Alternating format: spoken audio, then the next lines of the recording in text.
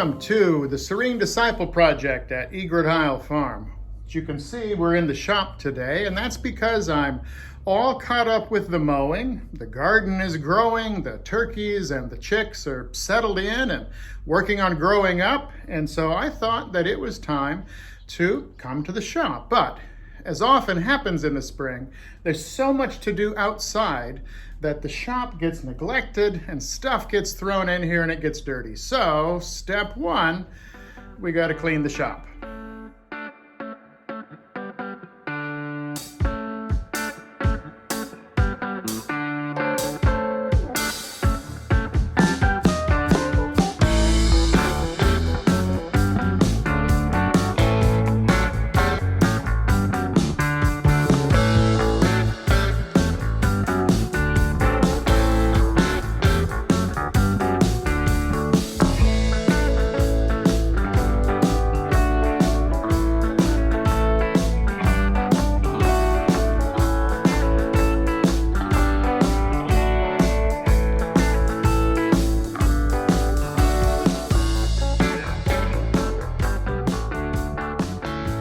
Wow, that's better. And it's tomorrow. So I wanted to come back to this project, this knife, that I started early in the year. This is where we landed the last time I paid attention to it. It's a little rustier now. We can take care of that.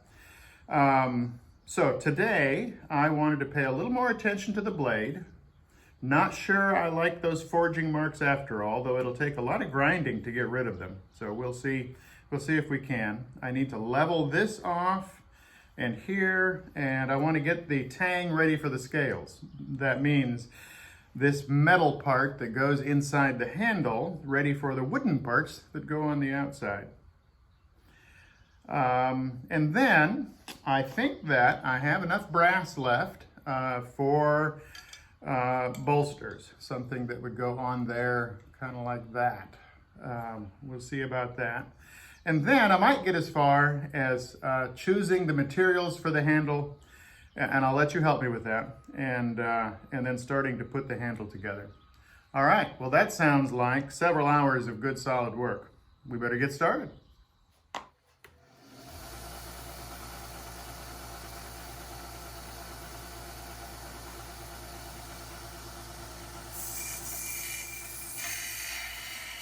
As I've said before, when working on creative projects, my tendency is to get in a hurry and make mistakes. It reminds me of going fishing with my dad when I was about 12. After about an hour of staring at unmoving bobbers, he turned to me and said, "You know, I'm not a fisherman. I like to catch fish, but I don't care much for the part that comes between catching fish. Real fishermen like that part too." We had a good laugh. I guess neither one of us are much fishermen. I like having and using a knife that I've made myself, but sometimes I'm tempted to rush through the whole making part to get to the having part. I want to cultivate, enjoy, even savor the making part too, to be as joyful in the process as I am in the outcome. Ooh, that'll preach.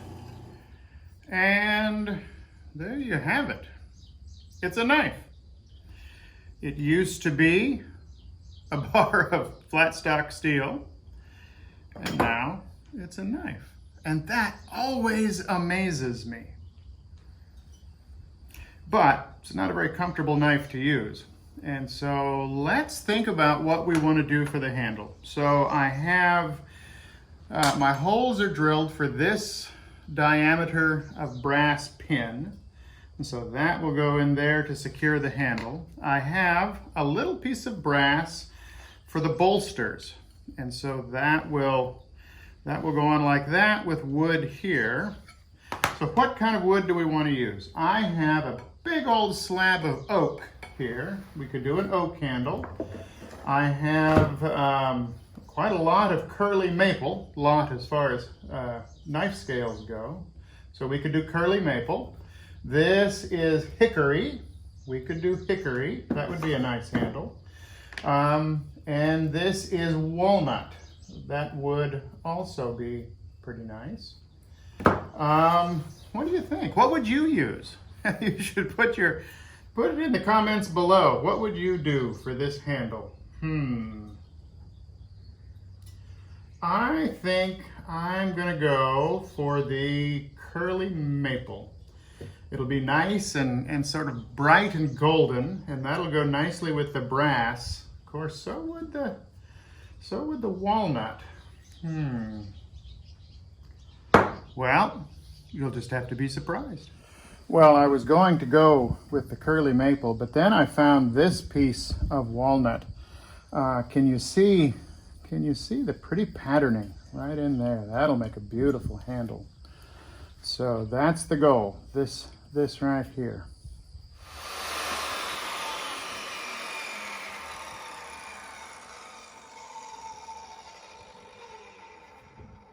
Whew, look at that. Isn't that pretty?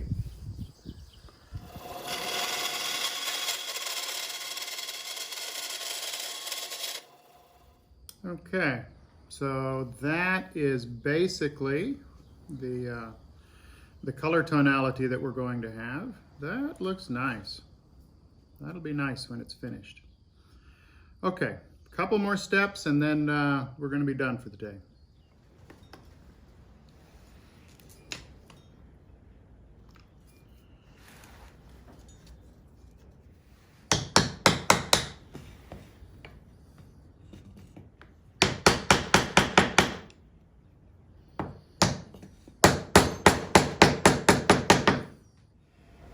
And there you have it, a knife.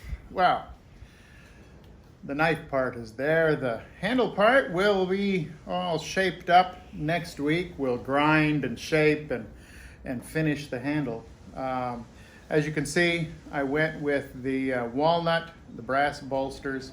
I've always been impressed at the makers, the resourcefulness of those who can take what they have on hand and make what they need.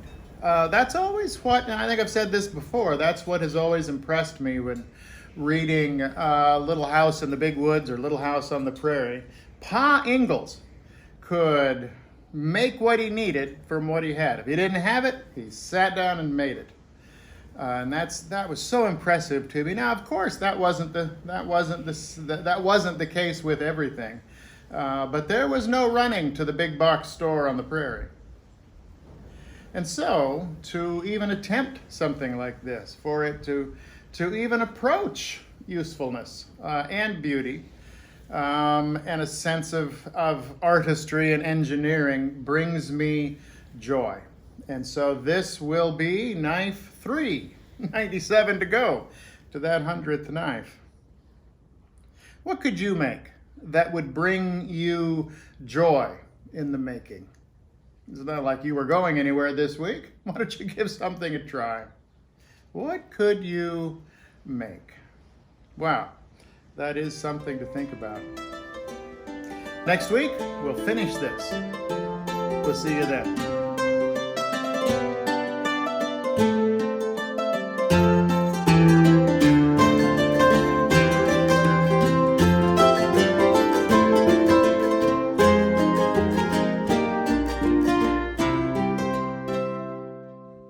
Hey, chicken.